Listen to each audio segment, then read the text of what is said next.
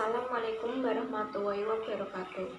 Perkenalkan, saya Resa Ayu Amelia, NIM 2020202130, kelas H.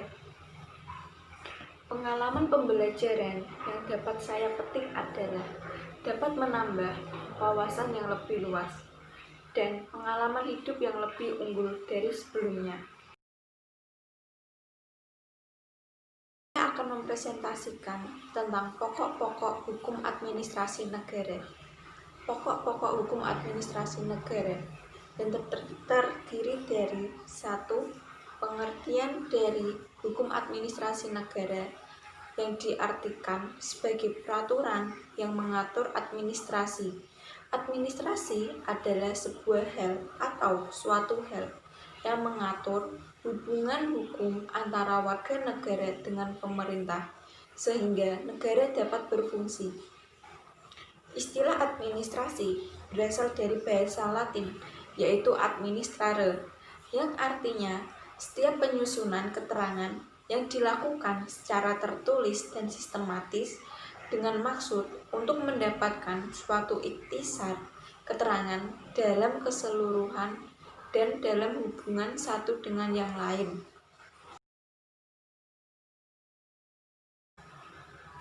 Dari pengertian hukum administrasi dan istilah administrasi, terdapat juga sumber hukum administrasi negara, yaitu sebagai berikut. Ada 2 sumber hukum dalam hukum administrasi negara. Yang pertama adalah sumber hukum material dan kedua adalah sumber hukum formil. Sumber hukum material yaitu adalah faktor-faktor masyarakat yang dapat dengan mudah mempengaruhi pembentukan hukum. Sedangkan sumber hukum formil yaitu adalah sebagai sumber hukum material yang sudah dibentuk melalui proses-proses tertentu sehingga sumber hukum menjadi berlaku umum dan ditaati berlakunya oleh umum, atau dapat dikatakan sudah mempunyai kekuasaan atau hukum yang tetap. Terdapat juga contoh dari sumber hukum material yang meliputi 1. Sumber hukum sejarah atau historis. 2. Sumber hukum sosiologis atau antropologis. 3. Sumber hukum filosofis. Dan dari contoh hukum material ada juga contoh dari sumber hukum formil yang meliputi 1. Peraturan perundang-undangan. 2. Kebiasaan atau praktek tata usaha negara. 3. Jurisprudensi. 4. Doktrin. Kemudian saya akan membahas atau menjelaskan tentang kegiatan-kegiatan administrasi negara. Terdapat kegiatan-kegiatan administrasi negara sebagai berikut. 1. Pengembangan hukum administrasi negara. 2. Asas-asas pemerintah atau asas yang baik. 3. Perbuatan dan kekuatan administrasi negara. 4. Norma jabaran atau penormaan jabatan.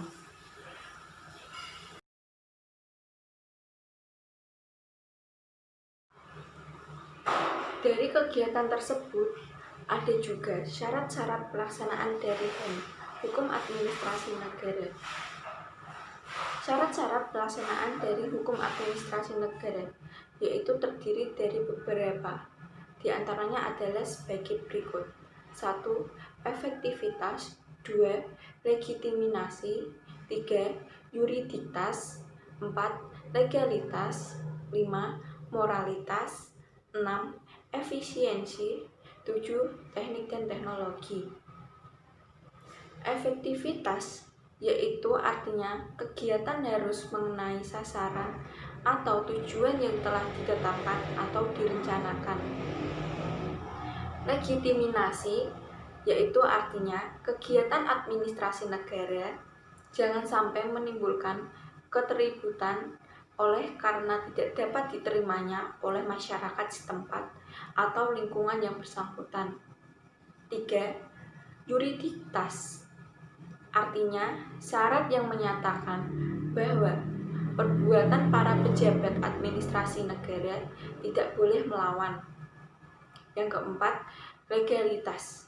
Artinya, setiap perbuatan atau keputusan administrasi negara harus berdasarkan ketentuan undang-undang. 5. Moralitas. Artinya adalah moral atau etika umum maupun kedinasan wajib dijunjung tinggi. 6.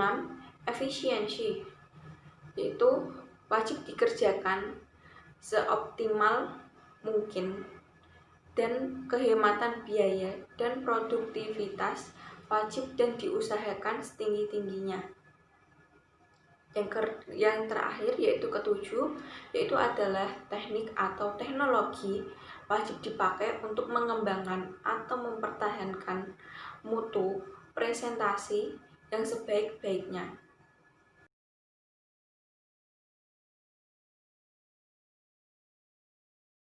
Kemudian selanjutnya saya akan menjelaskan tentang fresh immersion dan detonement de Beauvoir.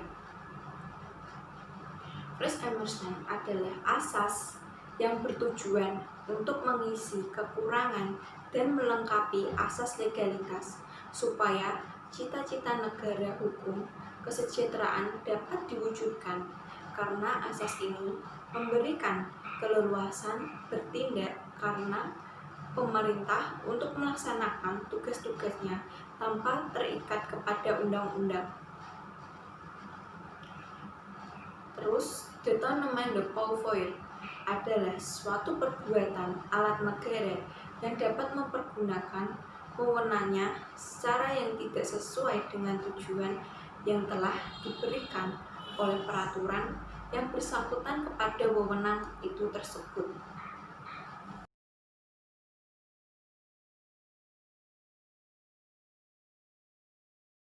Yang terakhir, saya akan membahas tentang pokok hukum administrasi negara, yaitu adalah asas-asas pemerintahan yang baik.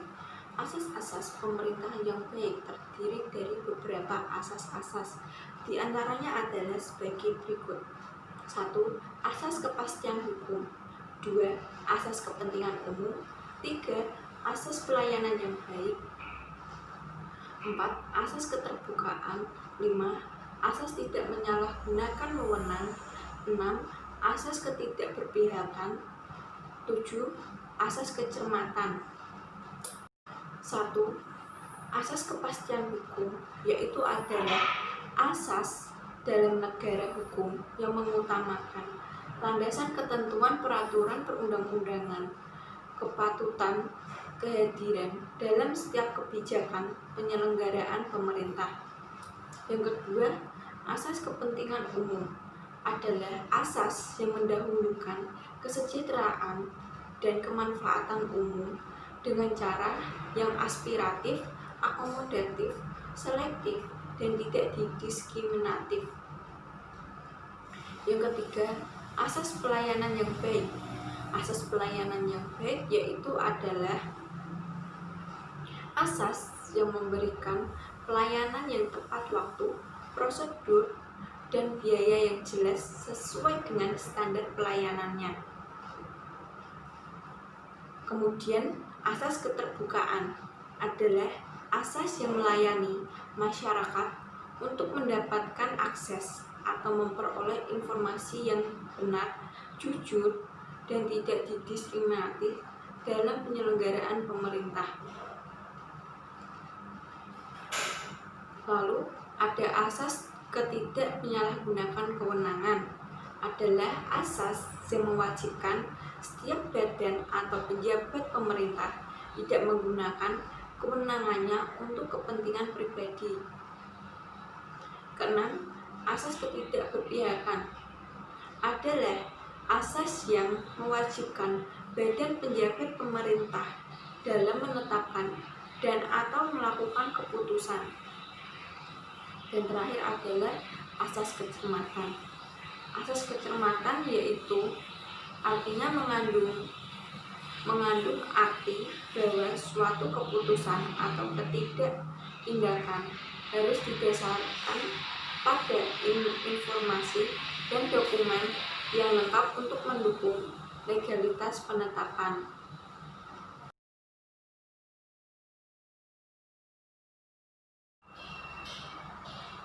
Sekian presentasi yang dapat saya sampaikan mengenai pokok-pokok hukum administrasi negara atau HAN.